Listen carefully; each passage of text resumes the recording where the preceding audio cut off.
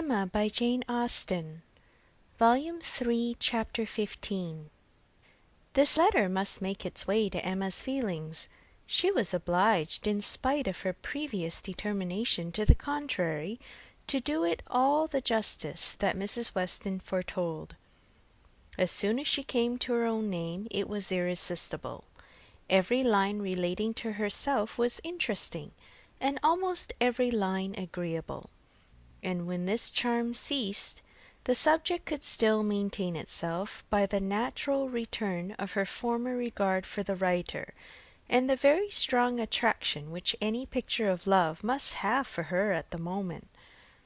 She never stopped till she had gone through the whole, and though it was impossible not to feel that he had been wrong, yet he had been less wrong than she had supposed. And he had suffered and was very sorry, and he was so grateful to Mrs. Weston, and so much in love with Miss Fairfax, and she was so happy herself, that there was no being severe, and could he have entered the room, she must have shaken hands with him as heartily as ever. She thought so well of the letter that when Mr. Knightley came again, she desired him to read it. She was sure of Mrs. Weston's wishing it to be communicated, especially to one who, like Mr. Knightley, had seen so much to blame in his conduct. "I shall be very glad to look it over," said he, "but it seems long. I will take it home with me at night." But that would not do. Mr. Weston was to call in the evening, and she must return it by him. "I would rather be talking to you," he replied, "but as it seems a matter of justice, it shall be done."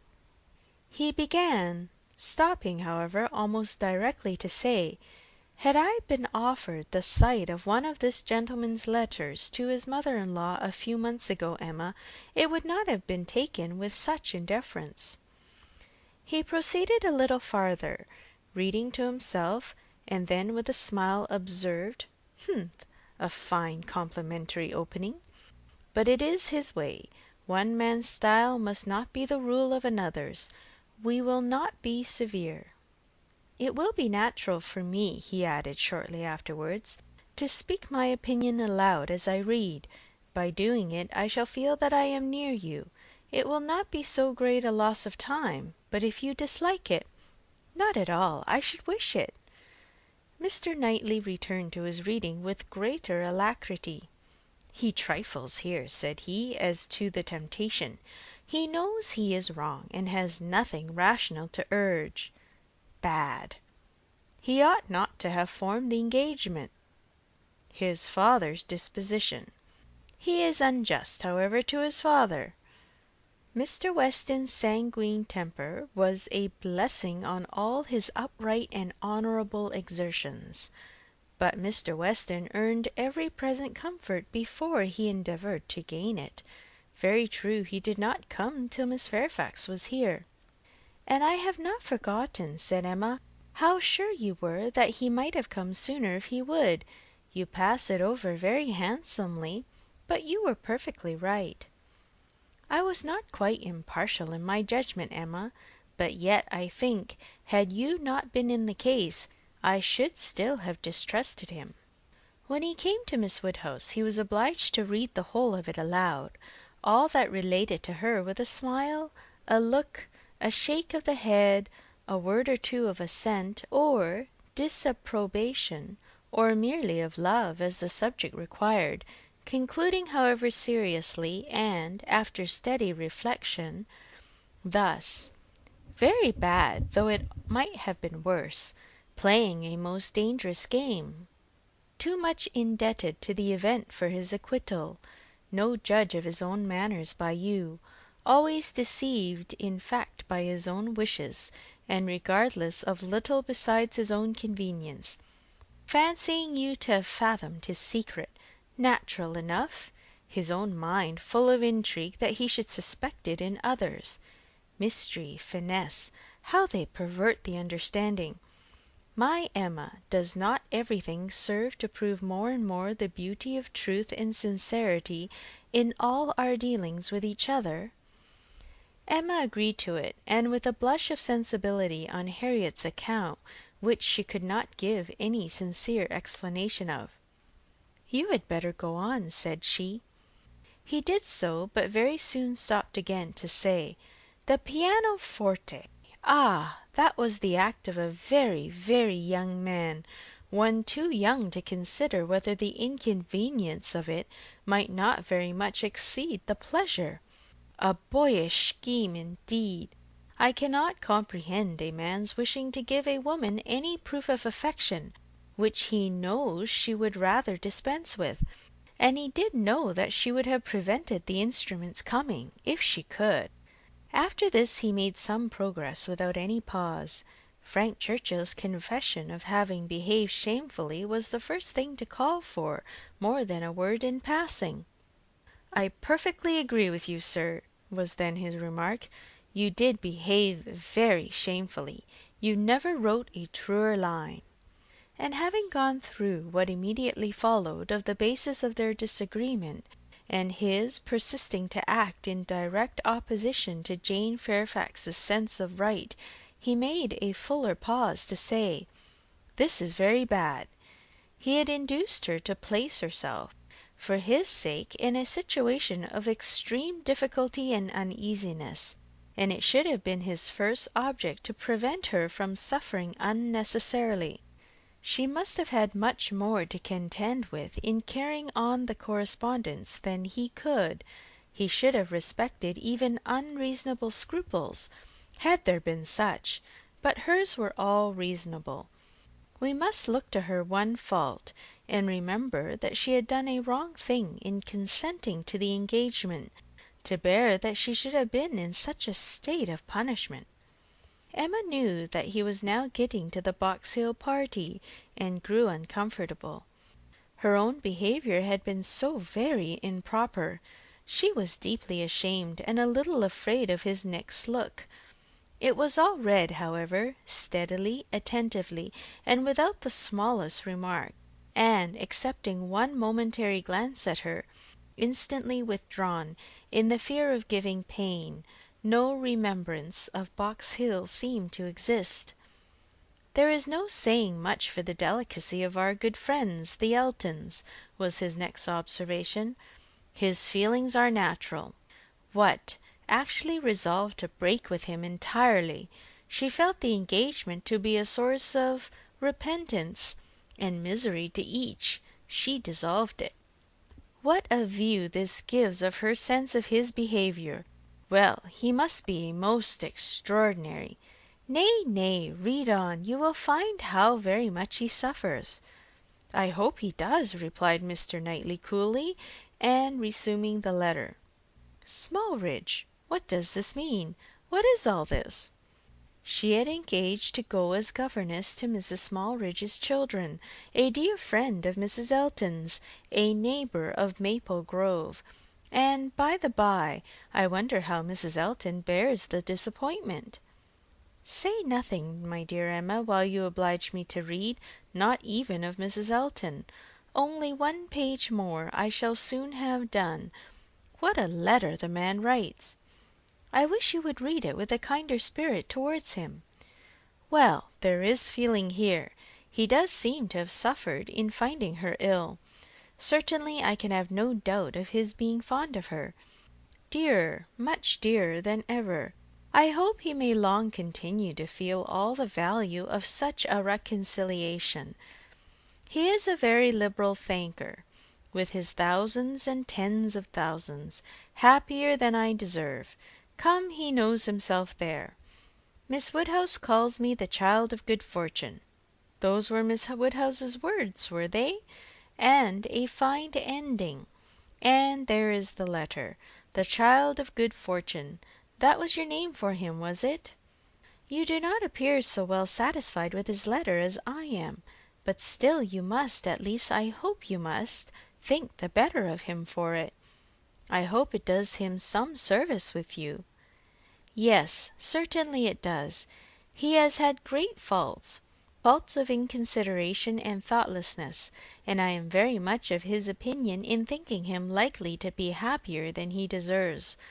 but still as he is, beyond a doubt really attached to Miss Fairfax, and will soon, it may be hoped, have the advantage of being constantly with her, I am very ready to believe his character will improve, and acquire from hers the steadiness and delicacy of principle that it wants.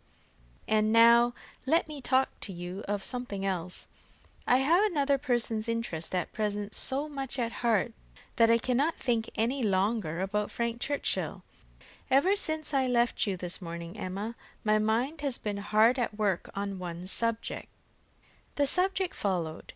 It was in plain, unaffected, gentlemanlike English, such as Mr. Knightley used even to the woman he was in love with, how to be able to ask her to marry him without attacking the happiness of her father. Emma's answer was ready at the first word. While her dear father lived, any change of condition must be impossible for her. She could never quit him.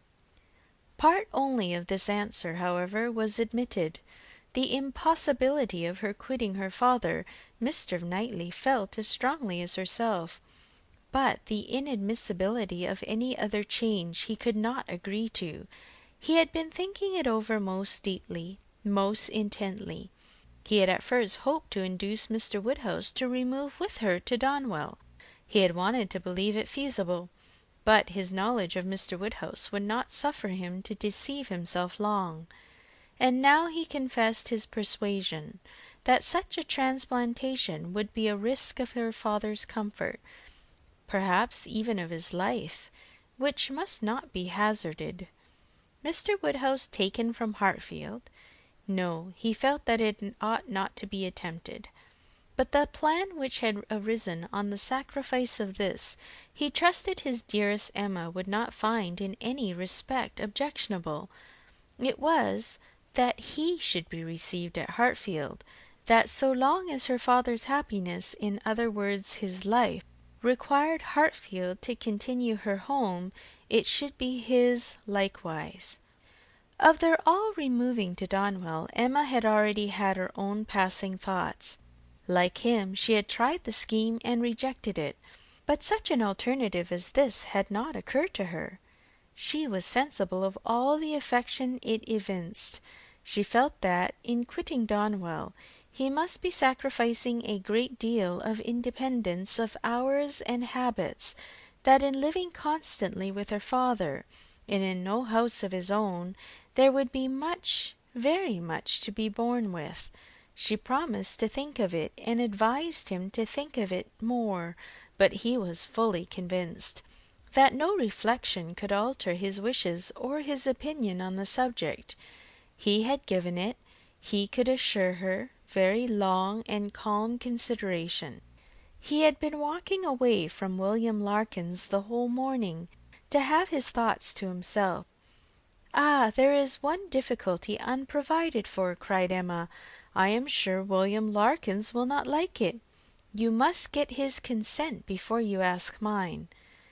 She promised, however, to think of it, and pretty nearly promised, moreover, to think of it with the intention of finding it a very good scheme. It is remarkable that Emma, in the many, very many points of view in which she was now beginning to consider Donwell Abbey, was never struck with any sense of injury to her nephew Henry, whose rights as heir expectant had formerly been so tenaciously regarded. Think she must of the possible difference to the poor little boy, and yet she only gave herself a saucy conscious smile about it, and found amusement in detecting the real cause of that violent dislike of Mr. Knightley's marrying Jane Fairfax, or anybody else, which at the time she had wholly imputed to the amiable solicitude of the sister and the aunt. This proposal of his plan of marrying and continuing at Hartfield, the more she contemplated it, the more pleasing it became. His evils seemed to lessen, her own advantages to increase, their mutual good to outweigh every drawback. Such a companion for herself in the periods of anxiety and cheerlessness before her, such a partner in all those duties and cares to which time must be giving increase of melancholy. She would have been too happy but for poor Harriet, but every blessing of her own seemed to involve and advance the sufferings of her friend, who must now be even excluded from Hartfield. The delightful family party which Emma was securing for herself, poor Harriet must, in mere charitable caution, be kept at a distance from. She would be a loser in every way. Emma could not deplore her future absence as any deduction from her own enjoyment. In such a party, Harriet would be rather a dead weight than otherwise. But for the poor girl herself, it seemed a peculiarly cruel necessity that was to be placing her in such a state of unmerited punishment. In time, of course, Mr. Knightley would be forgotten, that is, supplanted, but this could not be expected to happen very early. Mr. Knightley himself would be doing nothing to assist the cure, not like Mr. Elton. Mr. Knightley, always so kind, so feeling, so truly considerate for everybody, would never deserve to be less worshipped than now, and it really was too much to hope, even of Harriet, that she could be in love with more than 3 men in 1 year. End of Volume 3, Chapter 15.